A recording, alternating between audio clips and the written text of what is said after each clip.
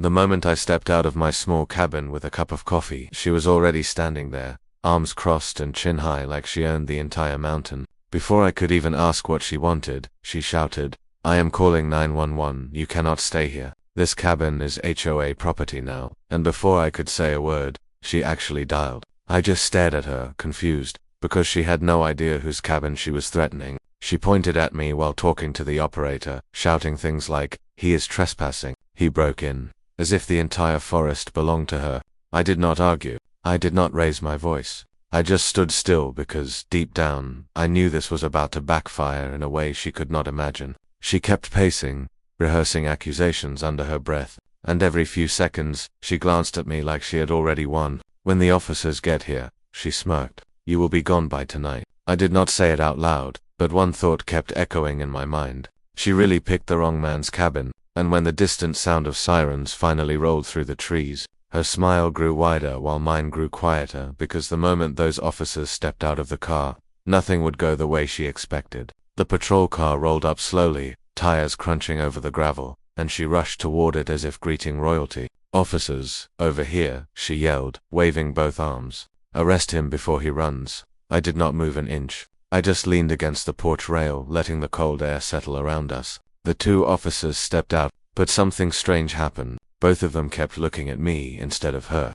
She did not notice. She kept talking over everyone, throwing wild accusations. "He broke into this cabin. He is dangerous. He threatened me." One officer finally raised his hand for silence, but she kept going like she was judge, jury, and sheriff of the woods. Then the shorter officer squinted at me, and I saw his eyes widen slightly. Recognition. He nudged his partner. She did not stop. "Take him away. I told you this land is HOA managed now." She was seconds away from grabbing an officer's sleeve when he stepped back and said calmly, "Ma'am, before anything else, we need to verify who actually owns this cabin." She smirked like it was the easiest question in the world. Obviously not him. The taller officer turned toward me and said, in a tone that made her freeze, "Sir, do you want to show your ID now or later?" Her mouth fell open. The shift in their voices confused her, and she finally looked between us, sensing something was wrong. Because the way those officers waited on me, quiet and respectful, made it clear this was not going the way she planned.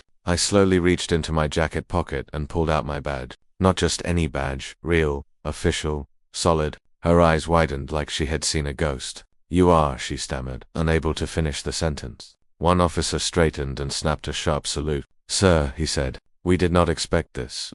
The other officer nodded, glancing at her with a mix of confusion and warning. Her confident stance faltered for a split second. Then she tried to cover it with a shallow breath. "I called to report," she began, but the words fell apart. I stepped closer to the officers, holding my badge where she could see it, and said calmly, "Everything she claimed is false. This cabin belongs to me. I have been legally registered for over 5 years." The younger officer pulled out a tablet and started checking the records, while the older one quietly positioned himself between us. Her face turned red. "You cannot prove that. The HOA sent me the notices," she blurted, but the tablet chimed. Her fake notices appeared on the screen. "Ma'am, do you have anything official?" the officer asked. She faltered, realizing the weight of her own lies. For the first time, I saw panic rise in her eyes, and before she could call for support or build another story, the officers exchanged a glance that said it all. She had underestimated me badly. Her hands trembled as she tried to pull out her phone.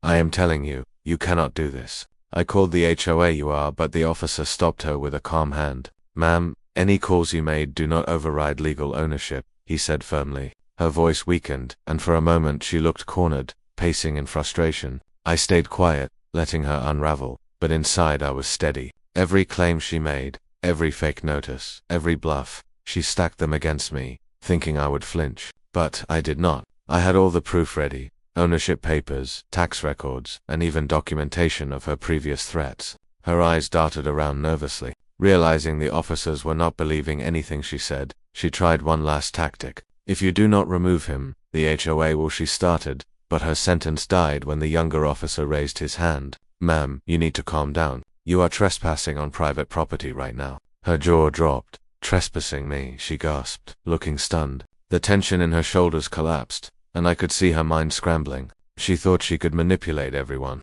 Emergency services, HOA authority, fake notices, but she forgot about real law enforcement. And she definitely forgot that I was more than just a cabin owner. Her voice started shaking. You cannot do this. I run this neighborhood. I have rules, she yelled, pointing at the officers, but they did not flinch. Instead, the taller officer folded his arms and said, rules do not give you the right to threaten someone or impersonate authority. We saw your HOA notices. They are fake. Her face went pale. Fake? That is impossible, she whispered. I took a slow step forward, keeping my eyes on hers. Everything you used to scare me is worthless, I said quietly, and you created a bigger problem for yourself by stepping onto my property without permission. Her panic turned to anger. She glanced at the officers, hoping they would side with her, but the younger one was already typing a report. She realized too late that she had crossed the line. Her entitlement, her shouting, her fabricated authority, all of it collapsed in front of real officers.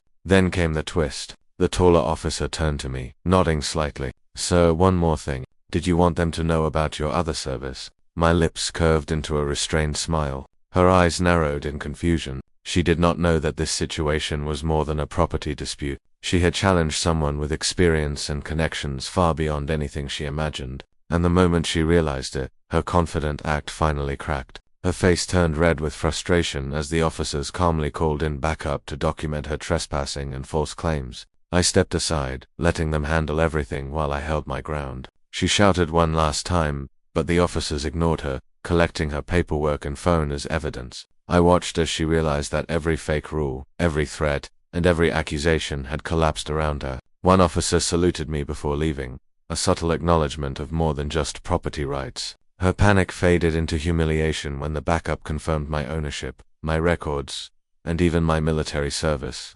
Facts she could not deny. She sank in defeat, realizing that her entitlement and lies had finally met the law and me. I turned back to my cabin, took a deep breath, and whispered, "This is my land, my rules, and my family is safe." The officers drove away, her fading threats powerless in the quiet of the woods. Justice had been served clean, legal, and complete. The end.